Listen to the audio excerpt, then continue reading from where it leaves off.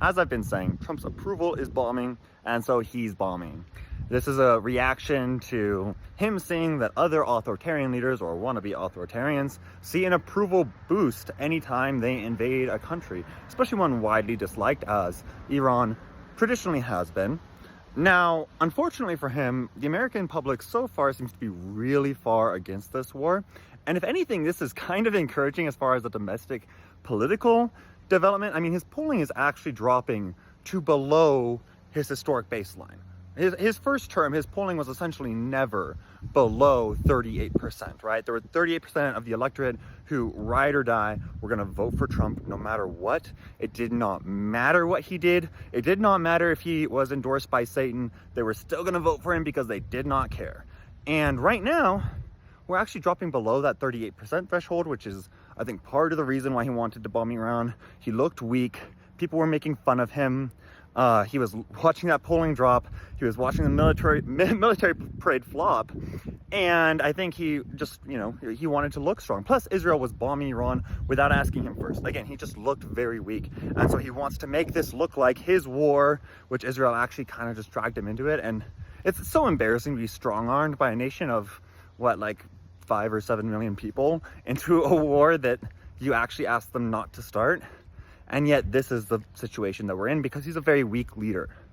But again, this is, while it's actually kind of encouraging in some ways domestically because it's a signal of his support is weakening. He's actually not consolidating power. Oh, one more good thing domestically is that he's actually following court orders now. But for a while, he was just straight up ignoring court orders from the Supreme Court. And now he's actually kind of finally starting to, he returned Kilmar Abrego Garcia. He's returning some of these other people that the Supreme Court ordered him to return, which for a while he was ignoring for as long as he could, essentially. And this is all a sign of collapsing institutional support for him, which is a really good sign. Because again, I was worried. The worst case scenario is that his approval never dips below his base approval, and that institutions are scared to oppose him, and he gradually consolidates more and more power. Maybe we wouldn't be like a fully, Soviet Union or Nazi Germany style, control everything, authoritarian dictatorship overnight, but it would be worse and worse.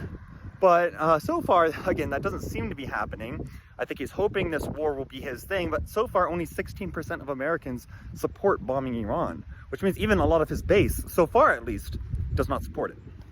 Now, internationally, obviously, this is a different story. It's really sad that we're getting into a war for no reason. That is, it's just plain silly on his part.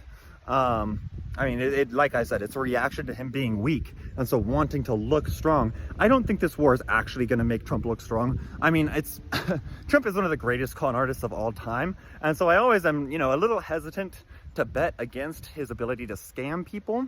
But I do think, for one thing, his cognitive faculties do seem to actually be declining. And so that's probably going to impact his ability to continue scamming people. He's starting to lose some of his billionaire backers who have been essentially funding these disinformation machines for a long time. Not all of them. Again, as far as Iran is concerned, this is a huge tragedy. Why are we bombing a country just because a nation of 7 million people, of whom only 5 million are actually full citizens, is dragging us into it? It is really nuts from a foreign policy perspective. It's not only going to directly, be damaging a lot of Iran's capabilities and probably destabilizing the region, but it's also just really bad for America's brand. People aren't going to trust us anymore. People had varying levels of trust for us before. Obviously not everybody did, but some countries at least believed America was pretty decent. Obviously countries didn't hate us enough to fully revolt against the American order, except in very few cases. And the more that we mismanage things, like we did in Iraq, right? A lot of anti-Americanism around the globe was the result of our totally disastrous invasion of Iraq. And war deaths have gone up a lot since Iraq happened, in part because of all the damage it did to the global system. That's a tragedy.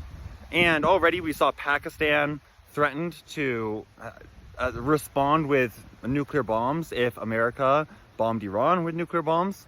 Now, we didn't bomb them with nuclear bombs. We attacked their nuclear facilities with conventional weapons.